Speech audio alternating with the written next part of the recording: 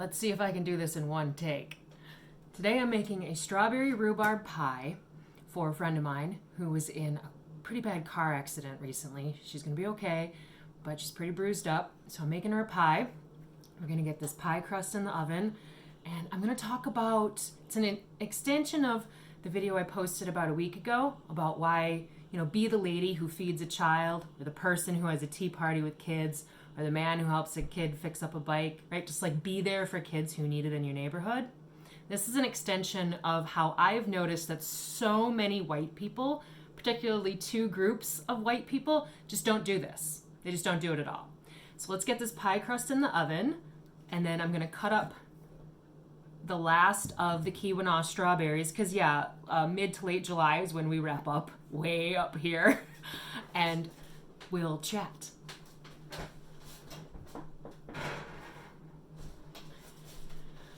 I make my pie crusts in bulk in the colder months, and I freeze them in little balls, and that way then when it's pie season, it's really easy to just pull them out and roll them out. I don't have to fiddle with making pie crusts, because it's kind of a pain. So my strawberry rhubarb pie, shout out to my friends from Muskegon, Lower Michigan, comes from this book, Fairies, Some Enchanted Eating. And it's from the Muskegon Friends of the Symphony in Muskegon. And it's from the 1980s, I think. And I found it in a thrift store years ago. But it's so pretty. And it has fairies. And that's why I have it. So that's where this recipe comes from. And I threw in some rhubarb, because I had a little bit of rhubarb. And that's something that the deer has not eaten from my garden. Okay. So I'm going to cut these up. Sorry you can't see. Let's see. Okay. Maybe? We're struggling? No, not going to work. Sorry, folks. I'm doing my best here. Okay, so last week I talked about how there's a little girl in my neighborhood who's hanging around, and she's neglected at home. It's a crack house type situation. And I've always had kids hanging around me no matter where I lived. They just find me even before I had kids, because I just have food and you can come hang out and it's safe and nobody's gonna bother you. And if they do, then you have to deal with me. Probably don't want to deal with me. So then it kind of got me thinking about the types of people who don't do this. And it got me thinking about a specific, so where I live, there's a large sort of ethnic religious group. They're Apostolic Lutherans, and most of them are of Finnish descent from Finland. And it's kind of a cult. And they're all over my neighborhood, and they have extremely large families. We're talking 10 kids each family minimum. My family of 5 is nothing to sneeze at. It's pretty modest by their standards. And you would never see people like this inviting a girl over for a meal and sharing their resources, their time, their love, their care with a girl who's growing up in a really difficult situation. You would never see that, right? Because they keep to themselves. They don't allow other people who aren't like them near them. And this goes for a lot of Christian groups. I'm just kind of picking on this group because I live amongst them. But you would see this with evangelicals as well. You're not going to see them inviting people over, a little girl that needs a place to go. You're not going to see that. Instead, what you're going to see is judgment and being really closed off, and we just don't tolerate that. We don't put up with it. We give our money on Sunday at church when people are watching, but when it comes down to actually practicing what you preach, not a chance. And I welcome anyone to prove me wrong, especially when no one's watching. So you wouldn't see those folks do it.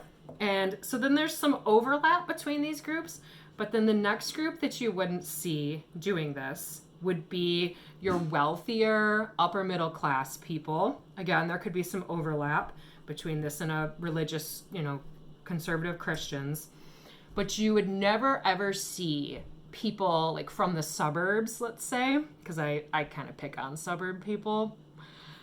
You would never see them opening their home to a child in need. Again, you'd see them donate some money. You'd see them especially maybe bleeding hearts or something like, oh, well, look at how much I've done for this group or that group. I'm doing so much. But when it comes down to just like the rubber to the road, are you going to help your neighbor? Are you going to help somebody? Not a chance. And I know this because I actually grew up amongst these people. And I remember what they would say and how they would behave as though poverty was a communicable disease, as though a child who's growing up with parents who are addicted is a communicable disease. It is not. And in fact, the more that we open our homes, the more that we show care to children, to people who need it, the better the world would be, wouldn't it? So it's right, it's practicing what you preach. And it's that judgment that especially like white ladies do, and they just like look right through you and they just pretend that they don't even know. I can't stand it.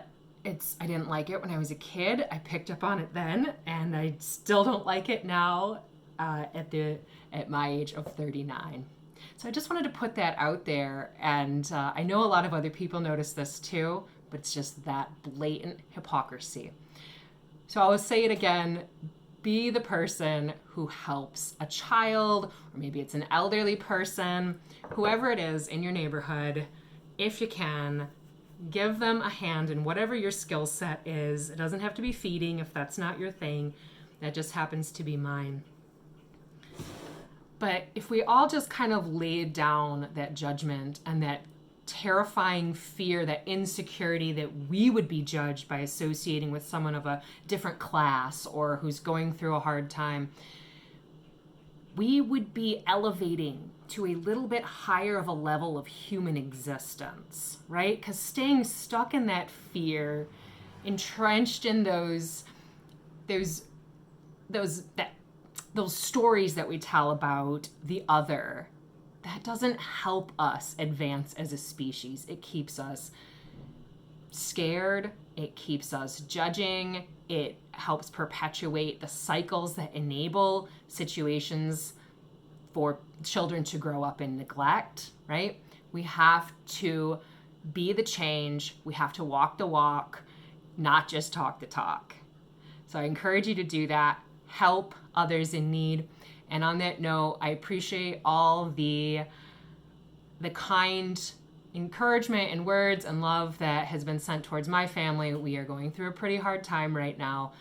Things have stabled off in the last week or two, and that's been very nice. So we've had a little bit of improvement, and we are very hopeful that it will continue, and our family might change a little bit how it looks and where people live and things like that, but it's stabling off. So that's very nice, and I want more of that. So thank you all. Take care. I'm going to get these fresh strawberries, into my cooked strawberry mixture in that saucepan. I won't bore you with all those details, but then I gotta cook this pie for my friend, because when you go through a hard time, somebody needs to bring you a pie.